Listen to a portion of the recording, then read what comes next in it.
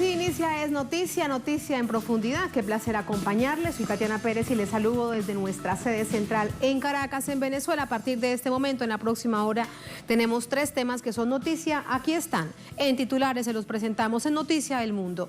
Sin haber pasado la emergencia global, el COVID-19 deja ya una clara conclusión. La falta de sistemas de salud públicos y dignos es un atentado contra la vida. Tenemos esta radiografía y profundizamos además en el estado actual de este virus del COVID-19.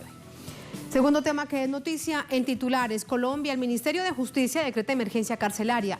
La medida se toma después de la muerte de 23 internos en una cárcel en Bogotá, en donde además hay 80 personas heridas en un amotinamiento en exigencia de medidas sanitarias dignas en este contexto de pandemia.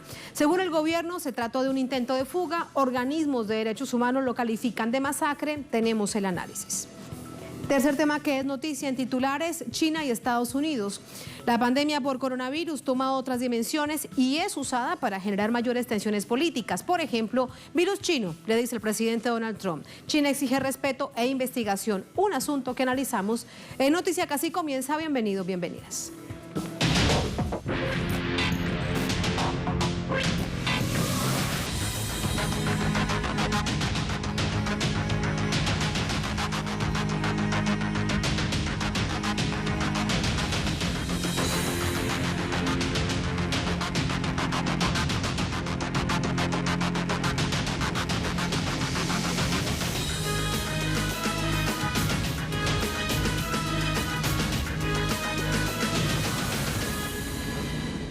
En Noticia El Mundo, la crisis producida por la pandemia del coronavirus ha dejado en evidencia la fragilidad del sistema de salud en todo el mundo, especialmente en economías de países considerados esos del primer mundo. Esa es la radiografía.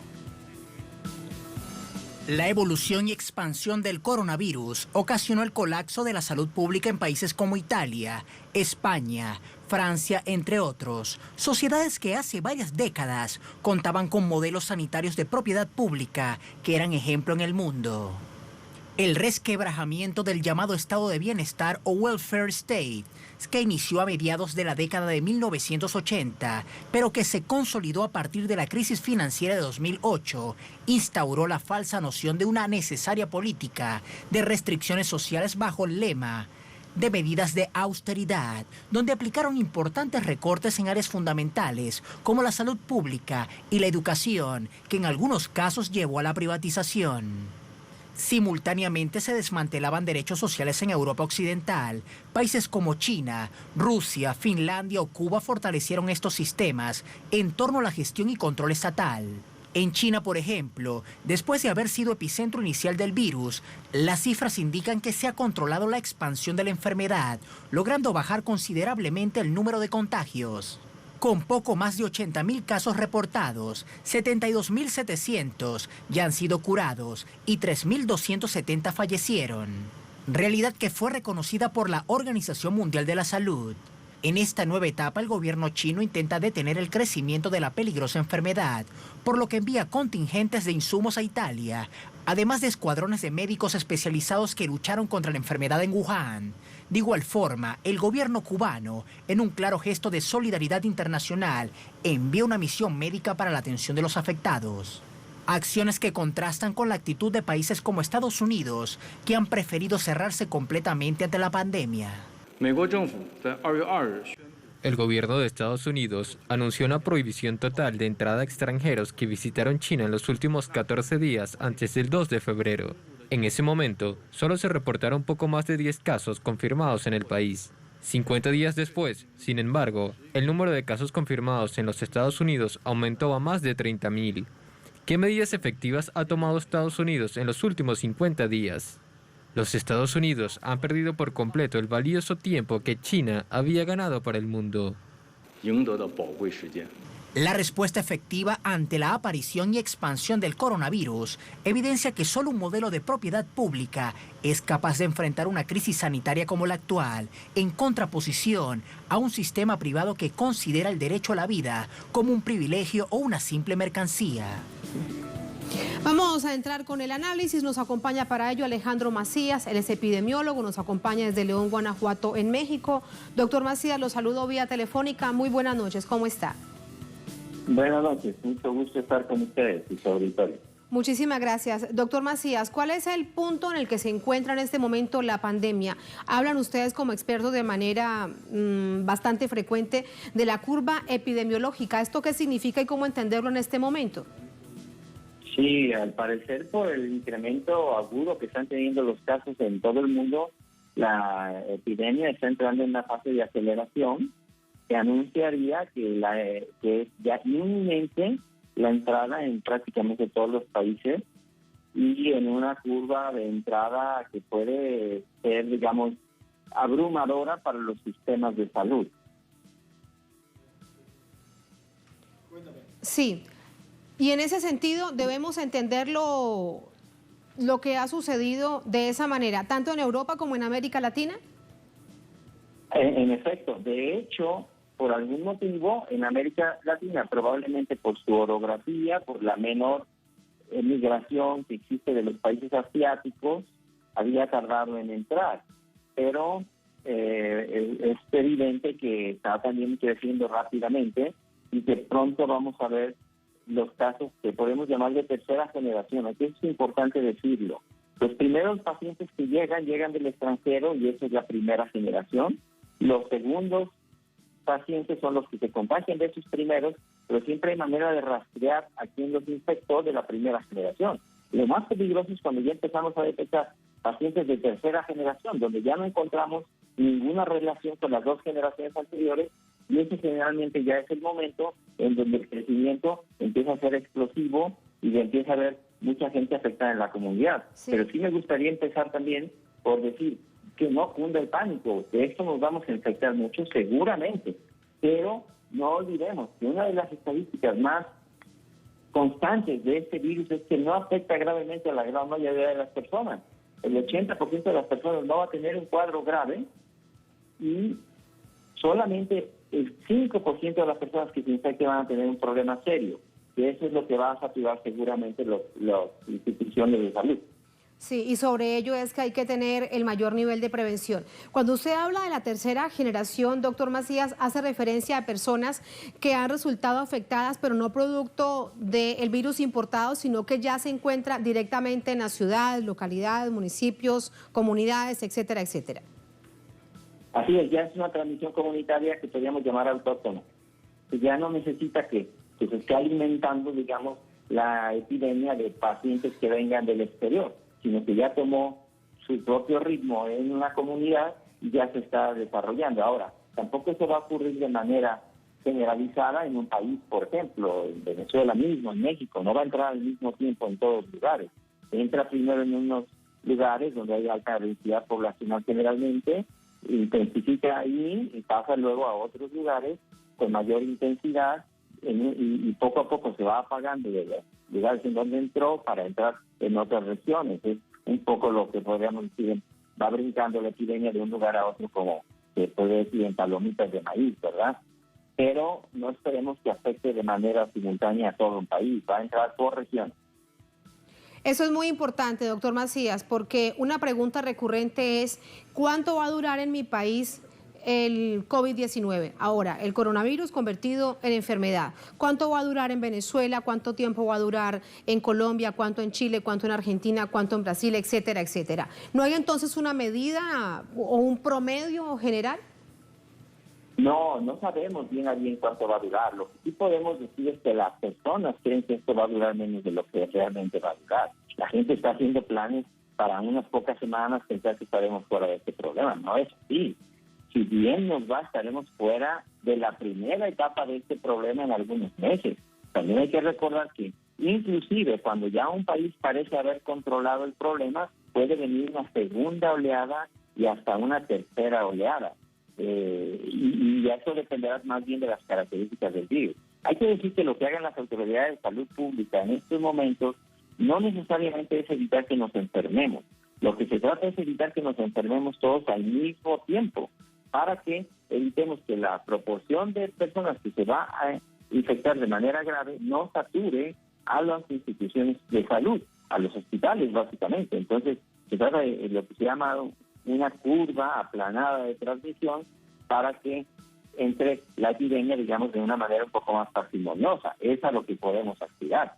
porque sin una vacuna, sin un tratamiento, como no existe en el mundo, no podemos tampoco aspirar a curar esta enfermedad o a prevenir su llegada. Eso ya dependerá de las características del virus. Y dependerá también de las medidas que se tomen en cada uno de los países, las que se han tomado, por ejemplo, estamos aquí en Venezuela, una cuarentena de carácter total, de carácter social. Depende también de eso. ¿Hasta qué punto, doctor Macías? Sí, también depende de eso, pero también hay que decir que las medidas como las cuarentenas, la reducción de la actividad social total o parcial, es como entrar en una guerra. El problema no es entrar, el problema es salir. Ya se dictaminaron las actividades o la limitación de las actividades, pero luego ¿cuándo vamos a salir de eso? También hay que decir. Yo creo que en este momento el mejor instrumento de navegación es la prueba de laboratorio que se vaya haciendo sobre las personas que manifiesten fiebre, por ejemplo, fiebre y tos, para saber cuál es la intensificación y cuándo, de manera paulatina, se va a poder abrir a las actividades sociales, porque eso puede tardar todavía un tiempo, no es la solución de todo tampoco. Doctor Macías, hoy el director de la Organización Mundial de la Salud, el señor Adhanom, dice que los jóvenes deben estar muy atentos porque sobre ellos hay que estar pendientes. Se había dicho justo hasta esta jornada a nivel general que el sector más vulnerable eran los pequeñitos y sobre todo los adultos mayores. ¿Qué sectores entonces en este momento, viendo la evolución de la pandemia, son los más afectados o los más proclives a que puedan contraer la enfermedad? Sí, mire, por fortuna, adultos jóvenes, niños, de acuerdo también con todo lo que sabemos, ellos se van a enfermar, pero se van a infectar de manera leve. Muy pocos de esos se van a complicar, ya llevamos ventaja sobre eso. Después se van a enfermar las personas que tienen malas condiciones de edad avanzada. Y por eso es muy importante recordar que, por ejemplo, el que no se encuentra en buena condición física, trate de estar en la mejor condición física posible. Y finalmente, las personas de edad avanzada serán las que se infecten y se compliquen con mayor posibilidad. No quiere decir que todas se vayan a complicar tampoco. Muchas de ellas van a tener un cuadro leve también, pero una proporción mayor de ellas serán las que se complicarán con dificultad para respirar y que van a necesitar un servicio de atención en un hospital, generalmente, de servicios médicos.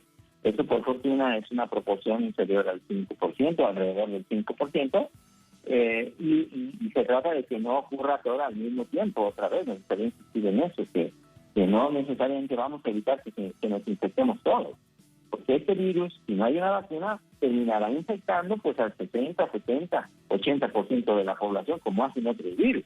Solamente que no es lo mismo que se infecten todos en 2 meses o en un año, a que se infecten en el transcurso de varios años de manera un poco más parsimoniosa, o que nos dé tiempo de que tengamos una vacuna o un tratamiento.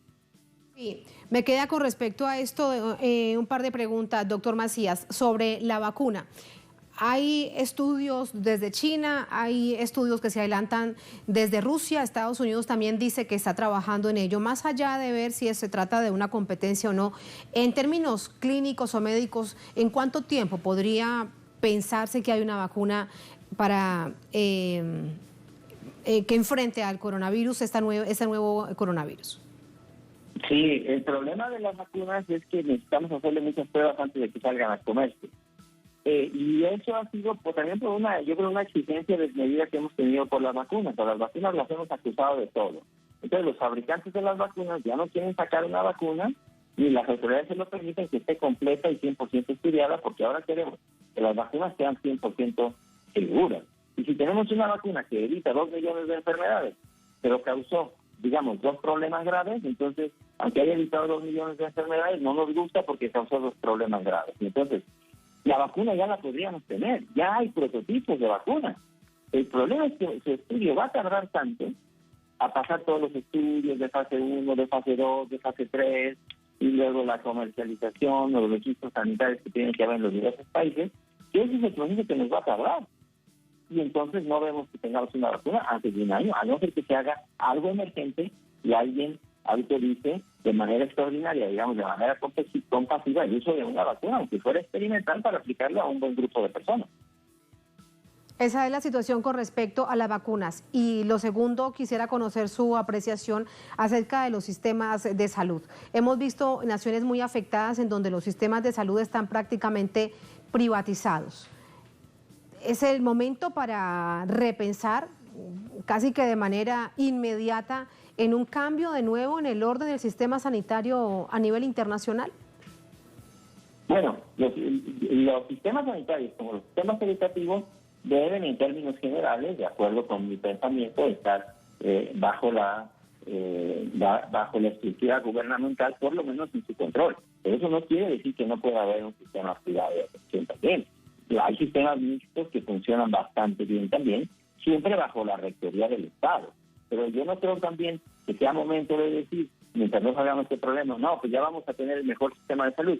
Porque aquí todos los sistemas de salud se van a ver afectados sustancialmente. Inclusive los mejores sistemas de salud que nos puedan parecer se van a ver puestos en entredicho, porque inclusive, por ejemplo, un sistema de salud que parecía muy bueno, que parece muy bueno, que es el de España, catalogado como uno de los mejores del mundo, que tiene salud pública, salud privada integrada, bueno, se está viendo su colapso. Pero yo no creo que también está el momento de decir, están colapsando porque tienen medicina pública, porque tienen medicina privada. Yo no creo que sea el momento para eso. Desde luego que habrá que analizarlo, pero en este momento lo que podemos decir es que para que esto funcione se necesita una estricta rectoría del Estado, ¿sí? Pero sobre todo para evitar que cada quien haga las acciones por su parte. Que tengamos una entrada de la epidemia de manera más lenta, más parsimoniosa, eso desde luego pertenece a las instituciones del Estado. Doctor Macías, muchísimas gracias por ese análisis. Muy buenas noches. Buenas noches, que estén muy bien. Muchas gracias. Muy buenas noches.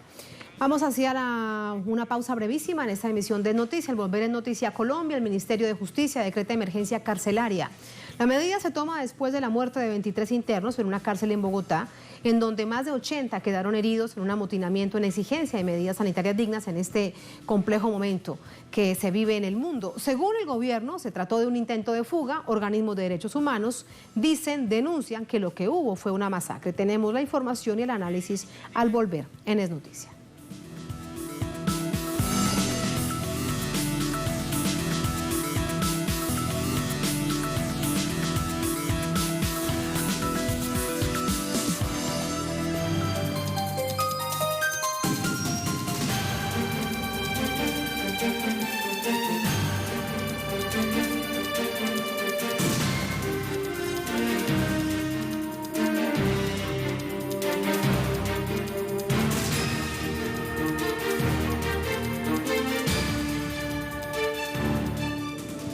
En Noticia Colombia, la ministra de Justicia del país decreta emergencia carcelaria luego de amotinamientos registrados en varias cárceles del país, una semana después que el colectivo exigiera medidas de protección ante la pandemia del COVID-19.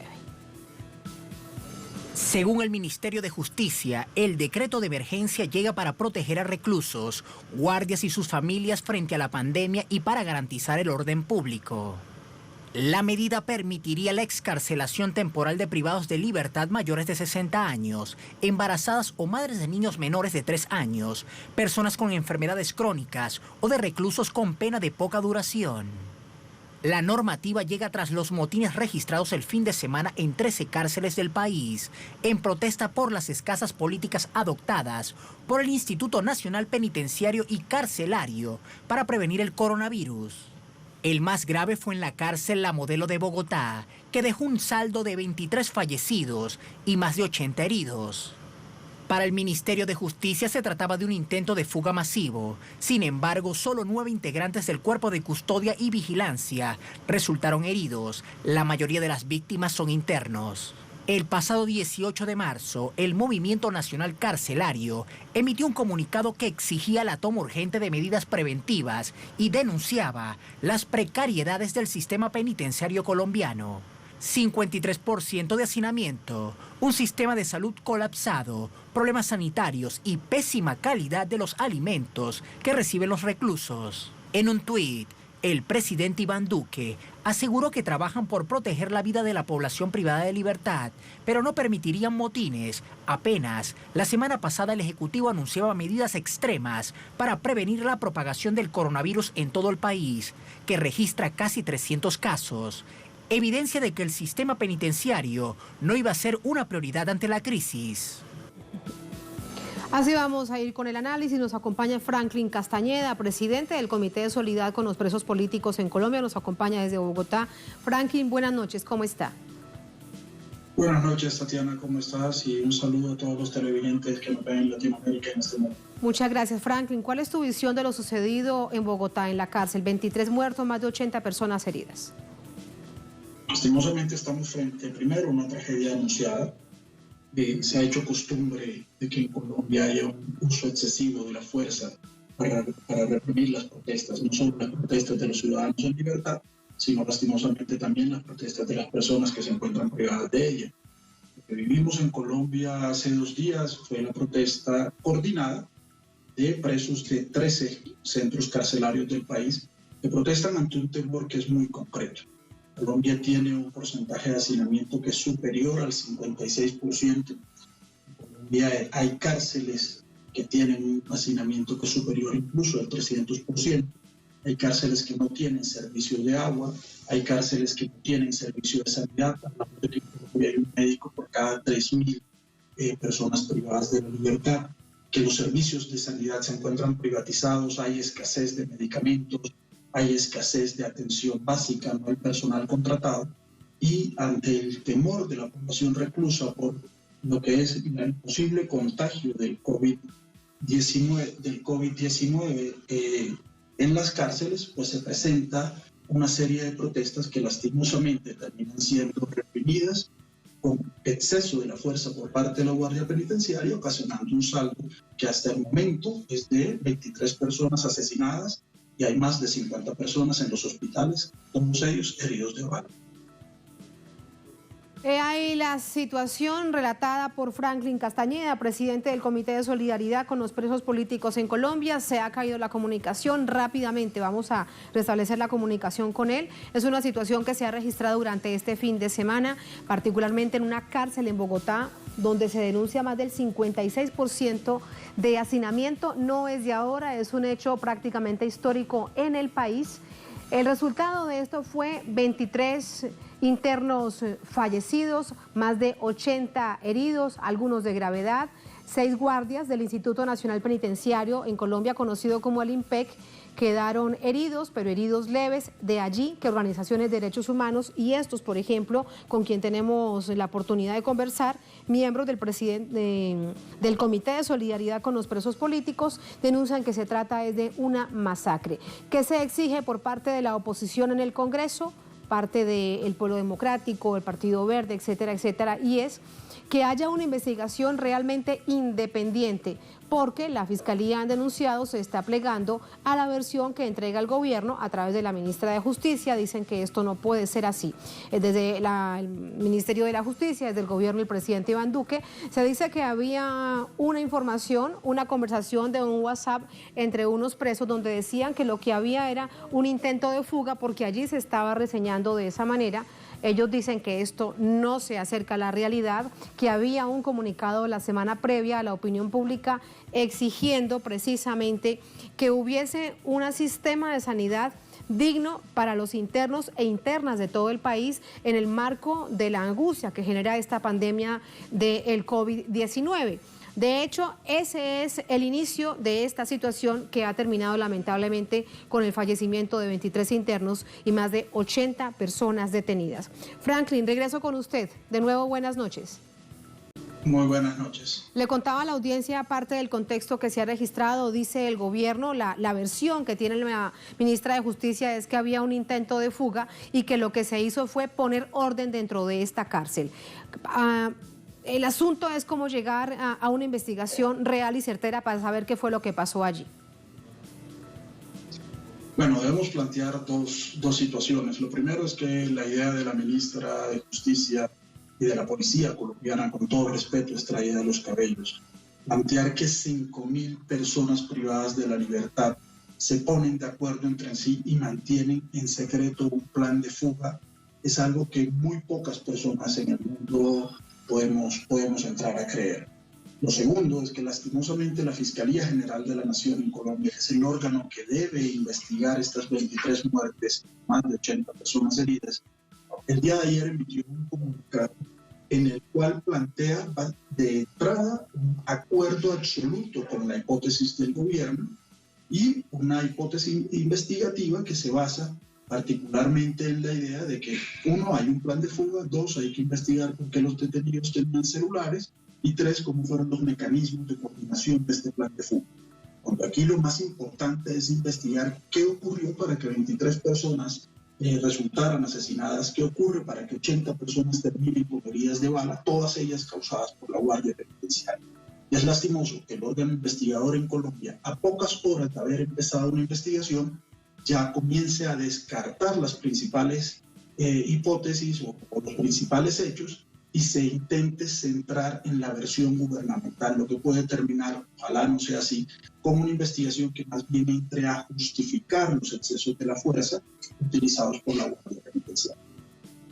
Y además de todo esto, en medio de la investigación que se exige, ¿alguna medida realmente de atención del comunicado previo antes de que se registrara precisamente toda esta situación y de la alarma que se enviaba a través de este comunicado a la opinión pública? Le recordaba a la audiencia, ahí mismo lo decían, más de 56% de hacinamiento, una situación crónica en el país, todo lo que se estaba explicando en términos de la precariedad de la salud. ¿Hay algún anuncio con respecto a ello?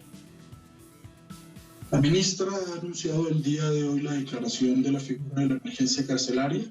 Esta es una figura que le permite tomar una serie de medidas excepcionales, aún esas medidas no han sido anunciadas. Lo que nosotros esperamos y lo que hemos solicitado el día de hoy, más de 170 organizaciones de derechos humanos, más de 540 personas, entre senadores, políticos, académicos, personas del mundo artístico, es que el gobierno emita una serie de medidas en tres sentidos. Primero, es necesario para poder enfrentar la pandemia del COVID-19 que haya una reducción ostensible del hacinamiento en Colombia. Ya lo veíamos ahorita como el epidemiólogo mexicano, que hablaba y manifestaba la importancia del aislamiento social en estos casos. Unas cárceles que tienen más del 56% de hacinamiento no permiten espacios de confinamiento o de aislamiento social. Es necesario que en Colombia la población privada de la libertad disminuya ostensiblemente y de manera urgente. Segundo, es necesario tener un plan claro de prevención del contagio al interior de la cárcel.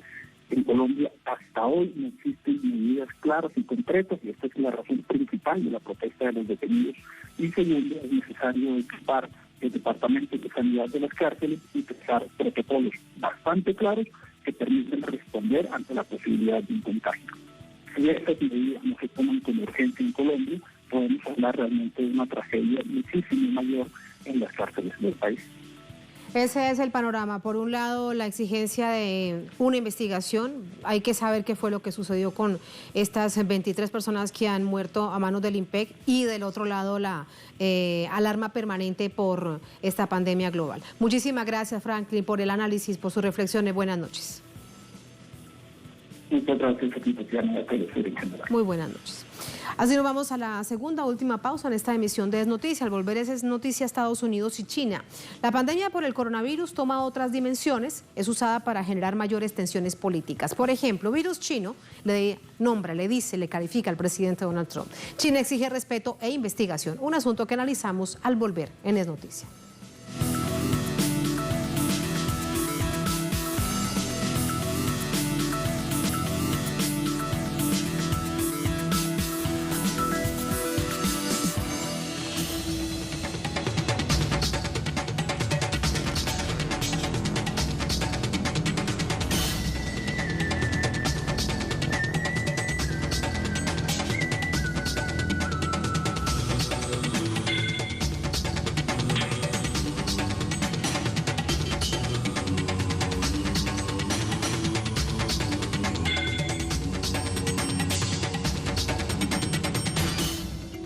En noticia china, el origen del nuevo coronavirus causante de la pandemia, neumonía COVID-19, ha pasado de ser un asunto estrictamente científico a convertirse en un enfrentamiento político entre Estados Unidos y China. Vamos a ver por qué. Portar prueba científica alguna y con un evidente sesgo político, el presidente de Estados Unidos, Donald Trump, se refiere a la neumonía COVID-19 como un virus chino. China considera este discurso xenófobo, una maniobra de distracción ante las deficiencias de la actual administración estadounidense frente a la pandemia. El coronavirus es un fenómeno global que existe en todo el mundo. Aparece en algún lugar como evento desafortunado en la historia natural y es importante que no culpemos su origen geográfico. Debemos concentrarnos en cómo tratarlo y contenerlo. Si bien el virus se reportó por primera vez en China, específicamente en Wuhan, capital de la provincia central de Hubei, los expertos del país asiático no están convencidos de que necesariamente haya tenido su origen en este lugar. La epidemia de COVID-19 estalló en Wuhan, China, pero no significa que la enfermedad se originó allí en Wuhan. No tenemos evidencia al respecto. Esto es un problema de la ciencia. Muchas teorías conspirativas y difamatorias han acompañado el brote de coronavirus desde un inicio, sin ninguna prueba clara. Políticos y medios occidentales han hablado de un arma biológica china, un ataque químico e incluso que tiene un origen extraterrestre. Es evidente que el presidente Trump, al igual que la prensa occidental, han hecho el esfuerzo para presentar a COVID-19 como un virus chino, aunque todavía no existe ninguna prueba conclusiva sobre el origen del mismo. Irónicamente, mientras China ha hecho todo lo posible para esclarecer el origen y las características del virus COVID-19, Estados Unidos se niega a colaborar con estas investigaciones y revelar las informaciones que poseen. Tras liderar una efectiva batalla contra el coronavirus en su propio territorio, China lidera en estos momentos la solidaridad internacional con otros países afectados y ha estado dispuesta a compartir sus experiencias con el resto del mundo. China ha demostrado una transparencia en su avance en las investigaciones, mientras que Estados Unidos obstaculiza la posibilidad de una cooperación internacional. Mientras que China y Cuba están enviando ayuda a los países más afectados por el COVID-19, Estados Unidos está liderando una campaña contra China con desinformaciones y vocabulario xenofóbico, todo el tiempo manteniendo las sanciones contra países como Irán, Cuba o Venezuela, con lo cual contribuye a una crisis humanitaria mayor. Mientras la enfermedad paraliza países completos y provoca cientos de muertes al día, entender el origen del virus puede ser de gran ayuda para contener su propagación. Los intentos de politizar las investigaciones científicas y achacar las culpas a otros poco aportan a la solución de esta crisis internacional. Vamos con el análisis. Nos acompaña Marcelo Ramírez, director de contenido de Asia TV, analista geopolítico en Humo y Espejos y Asia en Movimiento. Marcelo, ¿cómo estás? Buenas noches. ¿Qué tal? Buenas noches, ¿cómo estás? Muy buenas noches. Me faltó contar a la audiencia que te saludo vía telefónica. Marcelo, esta situación que pasa de lo científico a lo político, ¿qué riesgos acarrea? No solamente para China, para Estados Unidos, incluso para las naciones que tanto dependen, incluso las periféricas de estos países. Un poco lo que decía en el informe. Yo creo que es importante tratar de identificar cuál es la causa del origen de este virus. En un primer momento, todos supusimos que por la zona que venía, en la época que se generaba y por los antecedentes que uno ya conocía con otras epidemias de origen en general aviar, uno suponía que podía ser una mutación de un virus hacia la infección de los seres humanos. Pero cuando uno empezó a notar cómo posteriormente se fue magnificando una presión psicológica sobre el tema y cómo empezaron a actuar las grandes potencias, empezó a notarse que tal vez el origen no sea tan claro y no sea natural. Empezaron las hipótesis sobre un posible ataque biológico, pero lo que costaba saber era quién. Si uno ve los resultados, se empieza a notar que China, desde una posición inicial de fragilidad y de ser la primera víctima del ataque, hoy comienza a mostrarse como un país que puede resolver una situación como esta, inclusive brindando ya ayuda a terceros países. Están multiplicando los esfuerzos los chinos.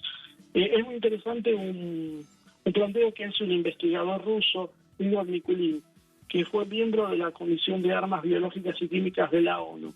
Él contó en una entrevista a un medio ruso, Politrusia, que en el 2015 la revista Nature publica que en un laboratorio de Fort Detrick en Estados Unidos, un laboratorio conocido por preparar armas biológicas, ellos habían conseguido que las células del coronavirus, que el coronavirus del murciélago chino pudiera ingresar a las células humanas sin que haya un contacto directo con el animal. Esto mismo también fue en algún momento mantenido por el ministro de Defensa Willy Wimmer de Alemania. Él hablaba que el virus fue patentado inclusive por este mismo laboratorio. A partir de eso, Niculini empieza a hacer una serie hace un raconto de lo que fue pasando. El 5 de agosto del año pasado, el New York Times informa que este laboratorio por cuestiones de seguridad en Fort Detrick había sido cerrado.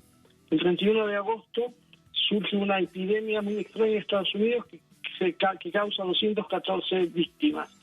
Y Trump llama a una reunión especial sobre eso y nos llevan más de 500 víctimas, de los cuales ya se contabilizaban muertos que eran de las Fuerzas Armadas. En octubre se celebran los Juegos de Guerra Mundial en Wuhan y allí participan 200 militares estadounidenses.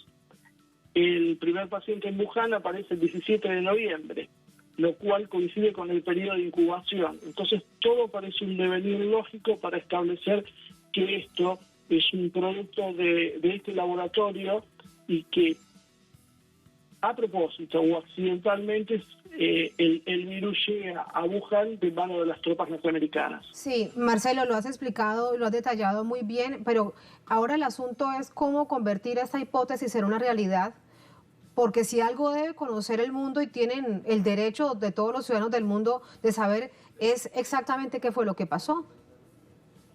Esto casi, diríamos que puede ser imposible ya de saberlo. Nunca este tipo de cosas se van a saber. Esto no se hace con documentación. Esto uno tiene que ir atando cabos y buscar y tratar de deducir qué es lo que está pasando.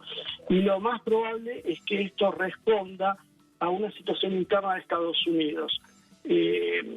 La reelección de Trump era casi un hecho. Se veía esto como con una alta probabilidad. El Deep State está un poco molesto por la política de Trump, sobre todo de voltear los tratados de libre comercio. O sea, este modelo de proteccionismo que empieza a llevar a cabo Trump choca con el globalismo financiero que había coexistido con Obama, y que fue lo que podríamos decir predominante, que empiezan a ser en los años 70 y se consolida luego de la caída de la Unión Soviética. Una vez de eso, esa hegemonía norteamericana en realidad es una hegemonía del capital financiero. Y lo que pasa con Trump es que se enfrentan dos sectores ahora dentro de Estados Unidos. No podríamos descartar esta hipótesis de que esto en realidad sea desatado por el sector que estaba perdiendo esa batalla interna, sin preocuparse porque esto pueda desatarse en la pandemia mundial. De todas formas, también es bueno entender que hay otros virus que son infinitamente más agresivos. Y esto, en vez de estar hablando del SARS-CoV-2, estaríamos hablando de la viruela, por ejemplo, podríamos hablar de cientos o tal vez miles de millones de muertos. O sea, dentro de todo es un virus realmente atenuado para la potencialidad que puede tener un objetivo militar. Entonces, el daño real que se intenta hacer es en el aspecto económico, y ahí es donde puede ser, porque inclusive estos días Trump dijo que uno de los sectores más afectados son justamente las inversiones de él en lo que tiene que ver con turismo. Y lo que llama la atención, Marcelo, además de dos cosas, el presidente Trump insiste en calificar al COVID-19 como el virus chino, y hace muy pocas horas, además, la Casa Blanca dice que el gobierno chino está ocultando información, es decir, se mantiene este nivel de información que va justo en esa vía. Cuando miramos hacia atrás y vemos todo un 2019 de guerra comercial que inicia con Estados Unidos y que China no se queda atrás entre estas potencias. Y diciendo todo esto, está claro que Estados Unidos no da un paso sin saber qué va a suceder. Si esta situación realmente se confirma, Estados Unidos también tendría que saber que saldría afectado. Seguramente, por eso hablo de un sector interno contra otro sector, porque ese sector sabía que en realidad lo que iba a desatar era una crisis económica que iba a golpear inclusive a los propios Estados Unidos y que iba a tener que lidiar con la crisis era Trump. Después del resto de la retórica comercial, bueno, es muy típico de Trump.